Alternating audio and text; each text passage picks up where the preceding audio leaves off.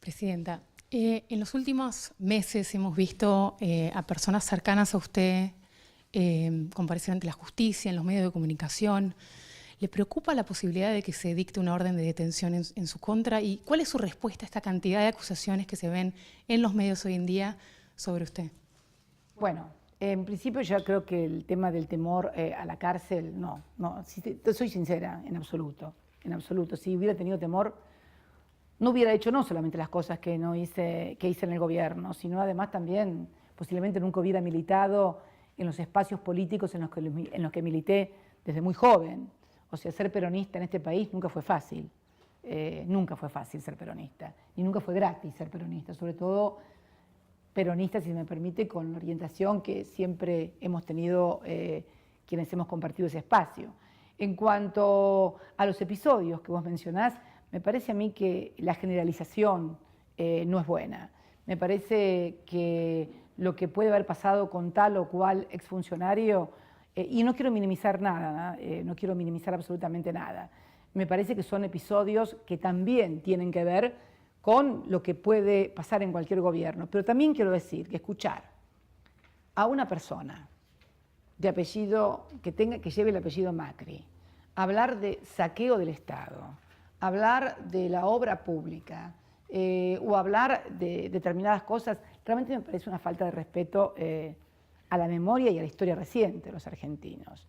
Yo no tengo ninguna empresa constructora, es más, el otro día cuando hablé con un colega tuyo sobre este tema puntual, yo vengo sosteniendo que es necesario crear en el Parlamento, una comisión bicameral de auditoría de la obra pública. En la Argentina, en los últimos 12 años, se invirtió en materia de obra pública 107.000 millones de dólares. 107.000 millones de dólares.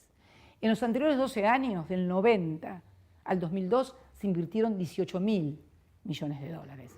Pero, mira, lo único que pido es que se haga una auditoría de los últimos 12 años para poder determinar si hubo sobreprecios, quién se quedó con esos sobreprecios, porque creo que además me parece que en el momento que esté el gobierno, que ha dictado un decreto para redeterminar el precio de la obra pública, es imprescindible hacer esto, porque si, como dicen algunos, hay sobreprecio en la obra pública, ¿sobre qué obra pública van a redeterminar los precios? ¿Sobre obra pública que ya tenía sobreprecios?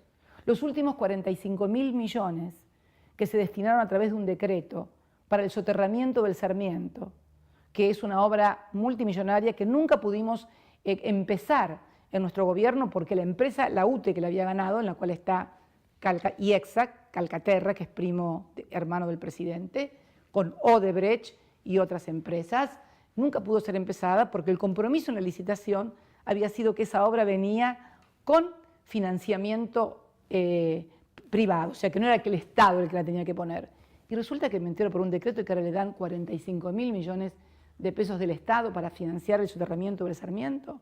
Las empresas que perdieron aquella licitación porque no acompañaron financiamiento externo, ¿qué pasa? Pero ¿y el soterramiento del Sarmiento? ¿No había sobreprecio en la obra pública? Entonces creo que hay que hacer una auditoría, que es muy simple, ¿eh? Ni siquiera pido que se haga sobre gobiernos anteriores, sobre los 12 años de gobierno y sobre todas las obras, porque son 107.000 millones de los cuales un 57-56% fue ejecutado por el gobierno nacional, pero el resto, un 43-46%, fue ejecutado por los gobiernos provinciales y municipales, licitados, ejecutados. Lo único que hacía el gobierno nacional era remitir el dinero. Y tenés unos 25.000 millones de dólares en vialidad, tenés otros 25.000 millones en obras de infraestructura energética, eléctrica, tenés 15.000 millones de dólares en viviendas que eran ejecutadas íntegramente por las provincias, tenés unos 12.000 millones en obras hídricas, que en su gran mayoría también eran ejecutadas por las provincias, tenés otros 11.000, 12.000 millones en transferencias del Fondo Federal Solidario de la Soja que lo ejecutaban los municipios para obra pública. Por eso sería muy interesante y necesario, más que interesante, el análisis de la obra pública y poder determinar exactamente qué pasó. Y me parece que cada uno deberá responder por lo que hizo. Yo vivo en esta casa que está a nombre mío, que es mía desde antes de ser presidenta. No vivo en la casa de ninguna empresa constructora. Creo que cada uno deberá responder por lo que ha hecho. Me parece que esto es muy claro. Y bueno, me parece que el tema de la generalización no es buena. Y creo que además cuando vemos los conflictos de intereses que hay actualmente, y además creo que hay algunos casos que han sido de público, notorio, escandaloso, que me parece que para los fiscales es muy simple. Basta con agarrar la tira de un teléfono para saber con quiénes hablaban esos funcionarios. Es muy simple, ¿eh? Hoy con la tecnología uno puede saber con qué empresarios hablaba, con quiénes se reunía. De repente vemos que entre los principales adjudicatarios de obra pública están los que hoy son también parte del gobierno. Entonces me parece que hay que ser cuidadoso en ese tema, porque además, ¿sabes qué? Termina fundamentalmente impactando de lleno en la política, como si la política terminara siendo que todos son iguales, que la política es sinónimo de corrupción, y cuando esto termina de enraizarse en una sociedad, fundamentalmente es el gran triunfo de las corporaciones que siguen manejando a la gente a partir del preconcepto de que la política es corrupta. No, la política no es corrupta. Puede haber políticos corruptos, sinceramente, y los debe haber. Identifiquémoslos. En cuanto a la pregunta hacia mí, las causas tienen que ver no con mi actividad como presidente, tienen que ver, una, con que evidentemente no tiene punto de comparación el tema del Banco Central, del dólar, hasta los periodistas más anti-K, si se quiere decir, afirman que es manifiestamente arbitrario. Pero además, ¿cómo pueden procesar a una presidenta, un ministro de Economía y un directorio del Banco Central que no fueron los que decidieron la devaluación, ni que eran los beneficiarios de los contratos de dólares a futuro? Ahí tenés sí un primer caso que evidentemente es una estigmatización de un sector político. Pero además, las denuncias que me han hecho, inclusive siendo presidenta, sobreseída en 3 causas de enriquecimiento ilícito, me investigaron desde el año 1995 casi hasta el año 2012. Entonces, y siempre con cosas vinculadas a declaraciones juradas. A mí no me encontraron ninguna cuenta en Panamá. Yo no tengo ninguna cuenta en el exterior. No tengo sociedades secretas que me descubrieron. Todo lo que dicen está hecho y dicho y escrito en mis propias declaraciones juradas, firmadas y presentadas por mí, no solamente ante la Oficina de Corrupción, sino ante la FIP. ¿Se puede ser alguien tan tonto de declarar cosas en una declaración jurada para que después, en base a los números que están en esa declaración jurada, le digan, no, cometió un ilícito? Y resulta ser que se encuentran todos los días gente, cuando no tienen cuentas en el HBC, que fugaron dinero del país, aparecen en el Panama Papers, después dicen que no, que se habían olvidado que tenían una cuenta. ¿Alguien se imagina que yo hubiera dicho que me encuentran una cuenta en el exterior? Y yo digo, no me había dado cuenta que tenía esa cuenta en el exterior. ¿Alguien me hubiera aceptado a mí que yo dijera eso? Si cuando fueron los Panama Papers, y esto está dicho por los propios periodistas alemanes, los periodistas argentinos estaban excitados porque pensaban que iban a encontrar algún Kirchner en los Panama Papers, y no encontraron a ningún Kirchner, ni lo van a encontrar. No por lo menos a Néstor Kirchner, a Cristina Kirchner, a Máximo Kirchner o a Florencia Kirchner. No, no, en absoluto. Porque todo lo que hemos tenido lo hemos tenido y lo tenemos aquí en nuestro país. Nunca nos encontraron, y bueno, ni qué te cuento cuando le inventaron a mi hijo una cuenta con Nilda Garré de 40 millones de dólares en la tapa de Clarín.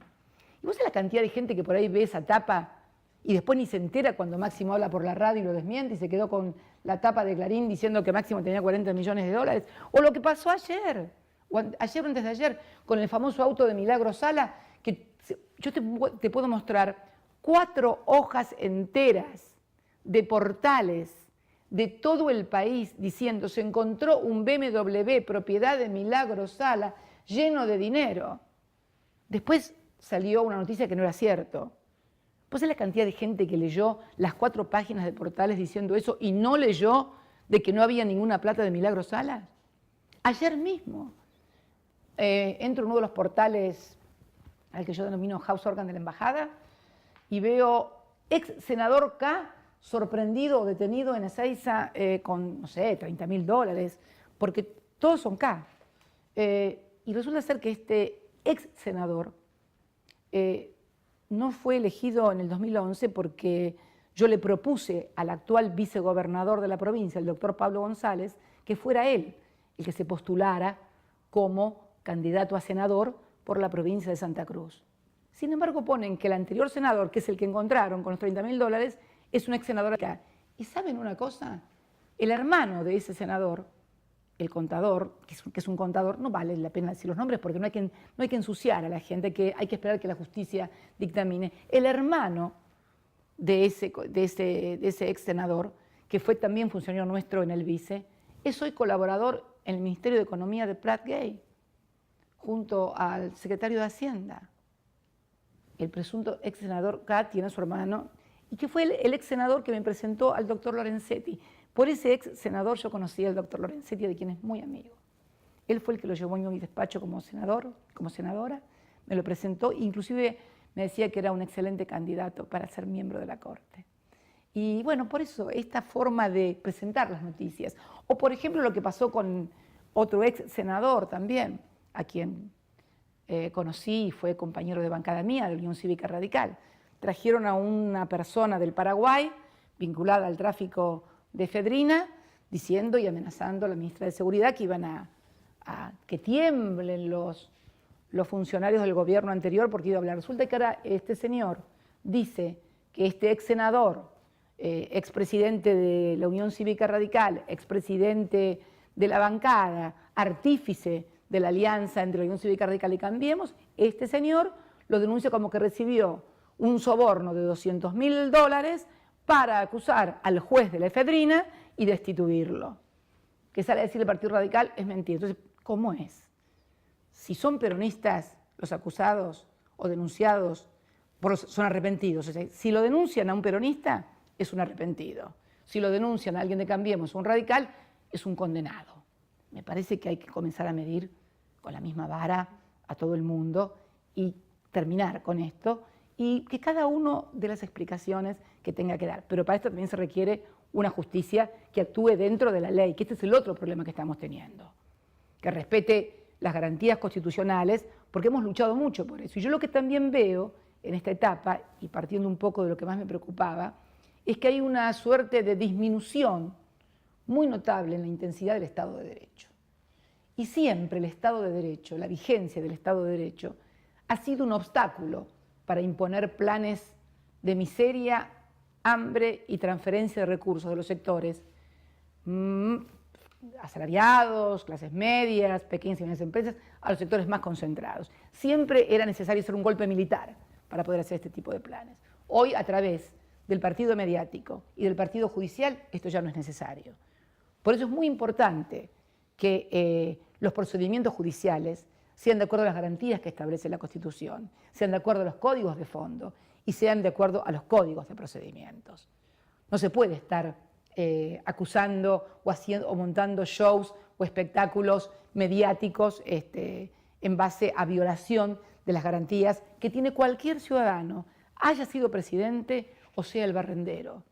Ser presidente no te da más derechos que cualquier ciudadano, pero tampoco te da menos derechos. Me parece que este es el tema. Y cuando uno ve, como veíamos ayer, esos portales con el BMW, me preguntaba, ¿cuánta gente habrá leído después que era mentira? ¿Cuánta gente se enterará que este senador que encontraron con $30.000 no es un senador o ex senador K? ¿Cuánta gente se enterará o se habrá enterado que era mentira que Máximo tenía $40 millones en Bahamas? ¿Cuánta gente se enterará que era mentira que Florencia no tenía un departamento en Park Avenue, en pleno corazón de Manhattan? ¿Cuánta gente se enterará de que era mentira de que yo le hice a mi hija cuando estaba embarazada una refacción por 28 millones de pesos en Olivos? ¿Cuánta gente se enterará que mi hija no tiene, ni tuvo, ni por ahí tiene el día que aprende a manejar, un Mini Cooper a los 17 años por la sencilla razón de que no sabe manejar? Hoy todavía mi hija no sabe manejar. Año 2001, mi hijo la última vez que salió del país fue en el año 2001. Hijo de 2 expresidentes. La última vez que Máximo Kirchner salió al exterior fue en el año 2001. Yo desafío a cualquier otro político argentino, y Máximo hace política, que me diga si él o su hijo no sale del país en un viaje al exterior, y no está mal que lo hagan. No es tampoco una tarea épica de Máximo no haber salido al exterior, pero también hay que ver cómo vive cada uno de nosotros para poder evaluar y juzgar. Me parece que eso también es importante. O el caso de mi hija que vive no vive en Park Avenue en Nueva York, vive en un departamento de Montserrat y no tiene auto porque no sabe manejar. Entonces me parece que esas son las cosas que también tienen que ser tenidas en cuenta. Y te reitero, esta casa es mía y la tenía antes de ser presidenta y no es de ninguna empresa constructora. Y mucho menos de una empresa constructora que es socia, además, de amigos de hoy del poder que han hecho obras también en el Estado. Por eso digo que el juez lo que tiene que hacer es mirar la tira de teléfonos, ver con quiénes se conectaba todo el mundo. No es tan difícil, no es tan difícil.